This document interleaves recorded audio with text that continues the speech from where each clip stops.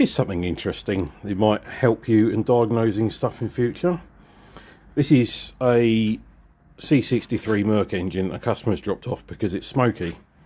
Obviously taken one of the heads off, got to take the other one off. If you look here,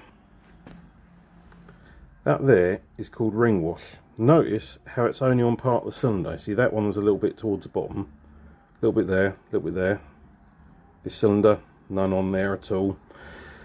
Tends to be more on sort of thrust side, but usually it's on the side of the cylinders. It's where they pistons tend to rock in the cylinder and you get a bit of blow by.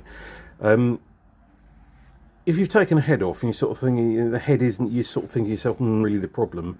Yeah, always take a close look at your pistons. Now, if it's steam from a blown head gasket, it will do the whole cylinder. You'll steam clean the whole cylinder regardless, and you'll see signs of head gasket failure and things like, especially on the gasket and stuff like that. Interesting, from the factory they've actually put a silicone sealant all the way around, which is very, very interesting because, you know, obviously they've identified a problem from the factory, unless someone's had the head off, of course. But the other thing to take note is these are plated bores, which means, providing there's no scores in the bores, these don't get honed, which actually saves a bit of money for the customer, because I don't have to take the crank out, it doesn't have to go through the hot wash. This can actually be done on a relative budget. Bear in mind there's 8 sets of rings rather than 4, and the customer also wants the all leaks sorted out as well, which I've got to take the front cover off to be able to get that head off anyway. Well, at least take the thing, but they want the all leaks sorted, but that's immaterial. Have fun, everybody. As you can see, the other side is actually much worse. Ignore the oil in the cylinders, that's just where the engine arrived on a pallet and it was laying on its sides. If you look, you can actually see oil that's across all 4. If you look how bad that one is, that one's really bad. You see a bit more down there, a little bit at the top of that one. Well, I think we found our smoking gun on why this engine was smoking.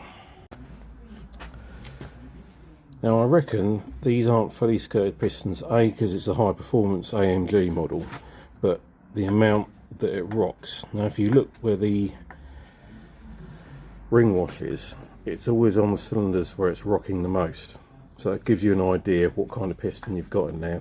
And obviously, because the rings have lost tension or whatever's happened to them, you're not going to get the support of the piston, hence why it will be rocking more in the cylinder.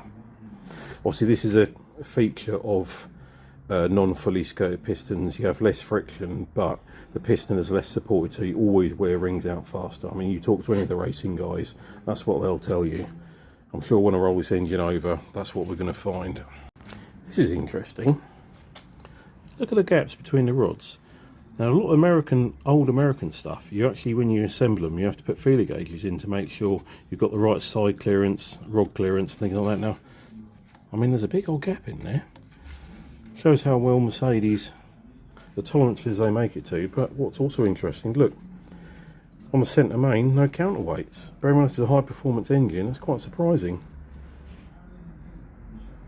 It obviously works though. Obviously variable displacement oil pump. Yeah, interesting.